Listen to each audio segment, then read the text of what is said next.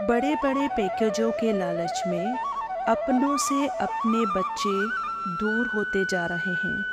आजकल सबको एक ही बच्चा या ज़्यादा से ज़्यादा दो बच्चे बच्चे माँ बाप को छोड़कर दूसरे देश जा रहे हैं। पति पत्नी को छोड़कर दूसरे शहर जा रहे हैं। पत्नी नौकरी के लिए पति से दूर जा रही है। भाई भाई से दूर जा रहा है। क्यों कमाना चाहते हैं हम वो धन जो हमें उनसे दूर कर दे, जिनके साथ रहने में हमारी खुशी है। इस तरक्की ने परिवार तोड़ दिए हैं। बचता क्या है अंत में? थोड़ी एफडी, बीमे की राशि, कोई प्लॉट या बैंक में थोड़ी बहुत राशि। और खोया क्या? वो लोग जिनके साथ हमें जीना था। और सबसे बुरा, बीमारी में अपनों का साथ और मरने पर अपनों का कंधा भी नसीब नहीं होता है। थोड़ा कमाओ पर जियो उनके साथ जिनके साथ जीना चाहते हो। किसी को तकलीफ देना मेरी आदत नहीं। बिना बुलाए मेहमान बनना मेरी आदत नहीं। मैं अपने गम में रहती हूँ नवाबों की तरह। पराई खुशियों के पास जाना मेरी आदत नहीं। सबको हंसता ही देखना चाहती हूँ मैं। किसी को धोखे से भी रुलाना मेरी आदत नहीं। बांटना चाहती हूँ तो बस प्यार और मोहब्बत, यूँ नफ़रत फैलाना मेरी आदत नहीं। जिंदगी मिट जाए किसी के खातिर गम नहीं। कोई बद्दुआ दे मरने की, यूँ जीना मेरी आदत नहीं। सबसे दोस्त ही की हैसियत से बोल देती हूँ। किसी का दिल दिखा दूँ मेरी आदत नहीं। दोस्ती होती है दिलों से चाहने पर, ज़बरदस्ती दोस्ती करना मेरी आदत नहीं। अगर निष्ठा सच्ची हो तो कनिष्ठा से भी पर्वत उठाया जा सकता है। आपके संकल्प और आपकी श्रद्धा से बलवान कुछ नहीं। स्वयं का और सभी का मनोबल बढ़ाने के लिए निष्ठा से केवल एक संकल्प, हम सबके साथ सर्वशक्तिमान परमात्मा है। हमारे साथ कभी कुछ गलत हो ही नहीं सकता। हम प्रकृति जीत आत्माएं हैं। आप समय को नहीं बदल सकते। महसूस करें कि यह स्वयं को बदलने का समय है। ईश्वरीय शक्ति में ही वह ताकत है जो असंभव कार्य को संभव बना सकती है। कृष्ण जी कहते हैं कि जब वक्त अच्छा होता है तब नफरत करने वाले भी चाहने लगते हैं, और जब वक्त बुरा होता है तब चाहने वाले भी नफरत करने लगते हैं। यूँ तो शब्दों के मतलब कई निकलते हैं, मगर भावनाओं का मतलब होता है अपनत्व, स्नेह, परवाह। जो आज तुम्हारा है वह कल किसी और का था। जो आज तुम्हारा है वो कल फिर किसी और का हो जाएगा। इसलिए तुम व्यर्थ में ही मेरा मेरा करके दुखी होते रहते हो। वैसे देखा जाए तो विश्वास क्या है? किसी भी बात में दृढ़ता की भावना होना विश्वास है। विश्वास सकारात्मक बात के लिए भी हो सकता है और नकारात्मक बात के लिए भी। विश्वास एक चुंबक की तरह है जो हमारे जीवन में सकारात्मक तथा नकारात्मक चीज़ें लाने की ताकत रखता है।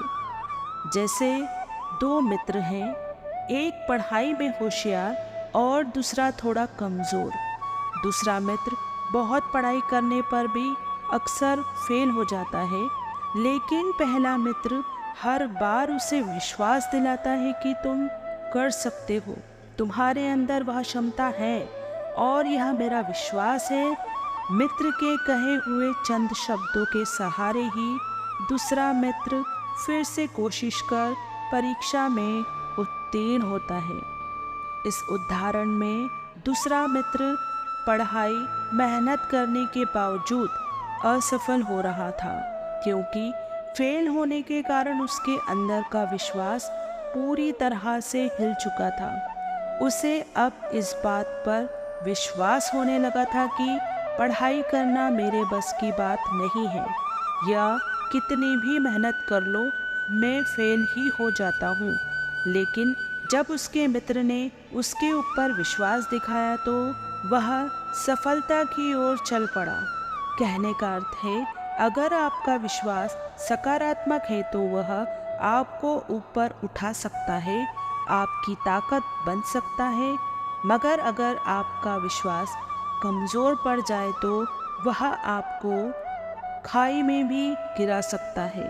इसी तरह एक इंसान जिसे विश्वास है दुनिया में अलग अलग लेकिन अच्छे लोग होते हैं, उसे जीवन में अच्छे लोग ही मिलते हैं। इसके विपरीत जो सोचता है कि लोग बुरे होते हैं, भरोसे लायक नहीं होते, उसका सामना अक्सर बुरे लोगों से ही होता है। माया पर जीत पाकर हमें श्री कृष्ण समान जगत जीत बनना है। इस युद्ध के मैदान में सदा विजयी बनना है, हार नहीं खानी है। खुशी एक ऐसा चंदन है जिसे दूसरे के मस्तक पर लगाने से हमारी उंगलियां भी अपने आप ही सुगंधित हो जाती हैं। गुरु वो जो आत्मा को पूर्णता की ओर जाने का मार्ग दिखाए। परमात्मा हम आत्माओं के सद्गुरु हैं, क्योंकि संसार में कोई भी देहधारी, कोई साधु संत भी संगति नहीं दे सकते, केवल परमात्मा ही दे सकते हैं। आज के दिन हम परमात्मा सद्गुरु को क्या दक्षिणा देंगे? परमात्मा कहते हैं कि आपके अंदर जो भी क्षीण भाव है उसकी दक्षिणा मुझे दे दो, यही है सच्ची गुरु दक्षिणा। तो आइए आज ये गुरु दक्षिणा देकर हम परमात्मा सद्गुरु का शुक्रिया करते हैं।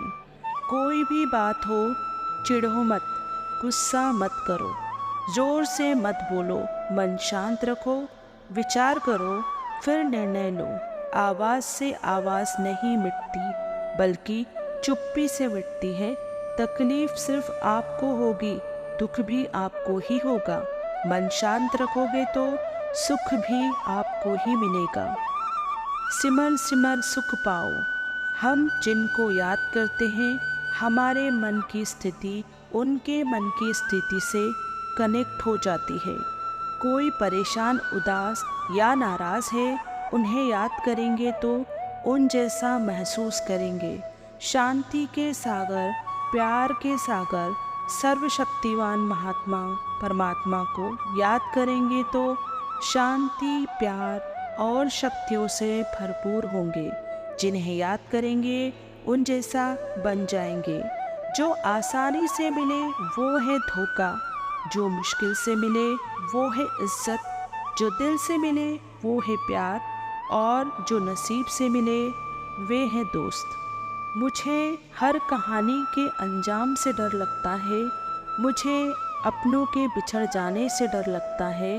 मैं वो लड़की हूँ जो किसी के दुख में रो जाती हूँ। अपने दुखों के बढ़ने से मुझे बहुत डर लगता है। मैंने सुना है कोई वैसा नहीं रहता, हमेशा मुझे रिश्तों के बदलने से डर लगता है। मैंने बचपन से अपनी हर चीज़ खोई है, मुझे अपनी पसंदीदा चीज़ों से डर लगता है। मैं अपनी उदासी से बहुत मुश्किल से निकली हूँ, मुझे उन तकलीफ़ और लम्हों से डर लगता है। अपने खातिर लोग कई घर उजाड़ देते हैं, मुझे उनके जर्फ ज़मीनों से डर लगता है। एक शख्स में बस चुकी है कुल कायनात मेरी, बिछड़ न जाऊं मुझे इस बात से डर लगता है। हर रोज़ सुबह उठते ही जैसे घर में बड़े बुजुर्गों को नमस्ते करते हैं, उसी तरह पहला संकल्प परमात्मा को गुड मॉर्निंग करें और बार मन में धन्यवाद करें।